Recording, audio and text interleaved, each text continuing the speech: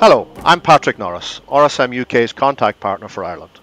Welcome to our video recording as part of our UK to Global series, where we are giving UK middle market business leaders insight into international expansion areas and business growth. Today I'm delighted to be joined by Paddy Stapleton. Thanks, Patrick. I'm Paddy Stapleton, and like Patrick, I look after the UK desk at RSM Ireland. I work closely with our UK firm in helping UK businesses establish Irish structures. We work from a UK and Irish perspective to ensure the structure is set up appropriately, and thereafter I help these businesses as they expand their Irish structure. Thanks, Paddy. First of all, let's catch up on how things are in the UK and Ireland. We must talk about COVID and Brexit. How is the pandemic affecting Ireland? Yeah, I suppose as we face into Q3 in the context of quite a gloomy opening to the year, we're certainly on an upward curve. Restrictions are easing, and the positive effects of the vaccine rollout are clear to see. The Irish economy has proved impressively resilient, with forecast GDP growth for 2021 of 11%. Brexit, of course, still poses certain challenges for certain sectors in particular, to which there are no easy solutions, but we continue to work through these in the medium term. I've actually been very impressed with the way the UK government has approached COVID. The vaccination programme has been rolled out really well and it's well controlled. It's been slightly difficult having the different nations with slightly different rules, but all in all, despite what the international press would portray, hope is very much on the horizon here with people returning to offices and looking forward to the future. Brexit is something that still continues to, I guess, trouble us every day. Indeed, some of the conversations you and I've had are all still Brexit driven. But I think the business leaders in the UK are cautiously optimistic and looking to move forward out of both the pandemic and away from Brexit. Good businesses have done really well and continue to do well and are sitting on some cash. Other business owners are actually taking time to pause and reflect and have got used to spending more quality time with family, etc.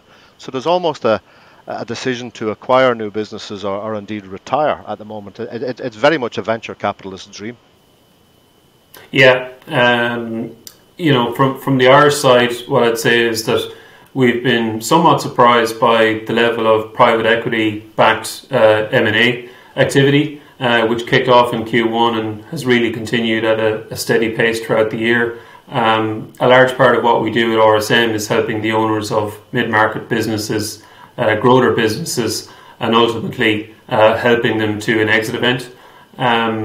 What I would say, I suppose, on business sentiment here, there is still a certain level of unknown in terms of what level of business failure may materialise, particularly as the government-funded pandemic supports will be wound down. I guess the common challenge right now for businesses right across all sectors are decisions around workplace practices and getting the balance right between flexible workplaces and ensuring business needs are met. This is particularly a challenge for the SME sector, where there's still a certain hesitancy in committing resources when really there's uncertainty in terms of when businesses can really return to their offices. Yes, I think it's worth, Paddy, moving on now and giving our viewers and listeners an insight into the type of daily interactions you and I have between the UK and Ireland. I think we've seen an enormous amount of VAT registrations, UK businesses registering for VAT in Ireland as a means of registering for VAT within the EU. A lot of people are doing this on a planned basis, and other people are just doing it because just in case, really, I guess. On the back of this, we're seeing people establish a legal presence in Ireland, mainly through incorporating limited companies, particularly in the food and drink sector, whereby they need to have, for traceability purposes, and indeed for any complaints, a registered office and an address in the EU. This to me is working really well. However, it can lead to difficulties on the tax side into the murky areas of permanent establishment. And I guess this is your area of expertise, really. Yeah, Ps are always an issue, and of course also ensuring that requirements around residence are met. As you mentioned, we've assisted a lot of businesses in the food sector. More recently, we're helping a lot of UK businesses planning Irish construction work. now that the construction sector here is reopened, particularly around VAT and relevant contracts tax, which is the equivalent of the UK CIS regime. RCT in particular can be very costly if you get it wrong, so it's very important that these businesses plan ahead before entering their contracts. Yes, I think at this stage, Paddy, it's worth sharing with people what we think you should look out for in the next 6 months.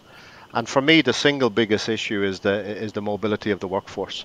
We are seeing more and more UK companies struggling to attract staff, and indeed are beginning to look overseas to attract people into the business.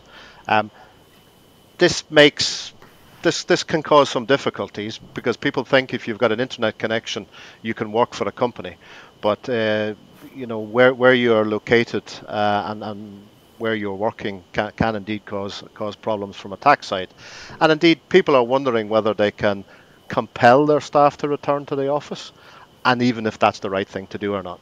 So our external HR people are certainly very, very busy on this front. What about you?